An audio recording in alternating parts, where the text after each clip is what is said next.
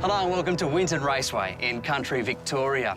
Last week, our 3 remaining rookies were left in a state of shock when wildcard and Series 1 finalist Samantha Reid entered the game. They're all vying for the greatest prize in motorsport, a spot on the starting grid in the super cheap auto Bathurst 1000. But before the boys can take on Sam, they must complete one last reward challenge. Oh, check it out. Nice car. That'd be a couple of Buicks. I'd say so. This is age coming in. We arrive and I see some really nice classic cars out the front of this place. I don't really know what might be going on here. Man, that's cool, eh? Bringing 3 petrol heads to a place like this is like letting kids loose in a lolly shop. Nice interior. Walking around the museum, it's given me some time to reflect on the competition so far and see how far that I've come, making it into the final 3. Being in this competition means one day I could be a part of Australian motorsport history.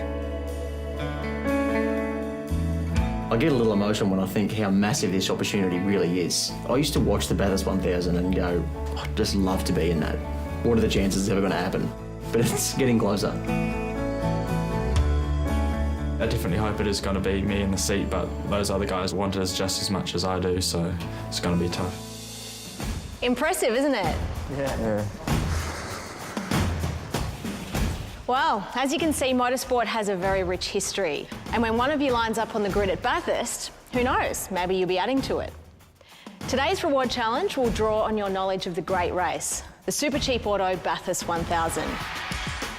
I'll be asking you a series of multiple choice questions.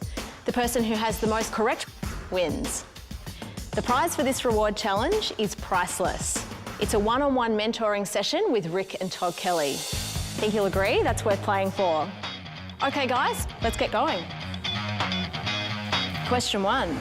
What is the maximum distance that you must maintain to the car in front under safety car conditions? A, 5 car lengths, B, 4 car lengths, C, 6 car lengths. Pretty certain you got this, mate? Yeah, mate. Okay, reveal your answers. The answer is A, maximum 5 car lengths. Well done, Glenn. Different in New Zealand, mate. Everything's different in New Zealand. Alrighty. Who is the youngest driver ever to compete at Bathurst? A, Craig Lowndes, B, Paul Dumbrell, C, Cameron Waters. Youngest driver ever at Bathurst? Easy one. Well done. That's correct.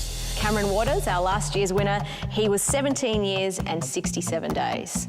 I think because I'm 17, people thinking I can't drive, but obviously Cam Waters last year did a great job at Bathurst. And I think that proved that it doesn't matter how young you are, you can race at Bathurst. Now, guys, there is a mentoring session with Rick and Todd Kelly on the line here, so choose your answers carefully.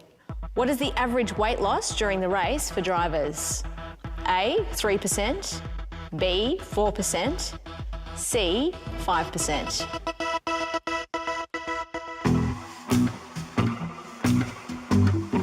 Andre's sticking his nose in and trying to have a look at my cards, and I'm holding my cards nice and close. I didn't want the other boys looking at my answers. Jesse, looking unsure there. Okay, reveal your answers. Wow, mixed bag. The correct answer is A, 3%. Glenn. Well done. You guys actually know a fair bit about Bathurst, which is going to come in very handy. There can only be one winner. Out in front today was Glenn. Well done. Hey, good job. Thanks, boys. One-on-one mentoring session with Rick and Todd. What's the first thing you're going to ask them? How the hell do I get around Winton? I'm top 3 now. It's going to be a huge advantage. Congratulations. Thanks very much. That's awesome. Glenn's name sits atop the Seiko leaderboard. It's his 3rd reward challenge victory and perhaps the most valuable. The biggest thing to help you moving forward is just to be careful with your braking. There's so much time to be gained under brakes, there's no doubt. Like, that's a big place to make up a chunk of time, but at the same time, it's a place that's going to see you come unstuck. With turn 1 here and your brake pressure, is it quite normal to have that you know, sort of first initial Spike spike and and then then come off that and then lull in the come brake off, pressure? Is that purely just because of the bump? Yeah. It's one of the corners you can't actually recover from. More often than not, you'll end up straight off the track. Rick and Todd gave me some really good advice on how to improve my braking in the V8. I've got a massive advantage now with that valuable knowledge from the boys. Next, one rookie is left high and dry in the wet. Whoa!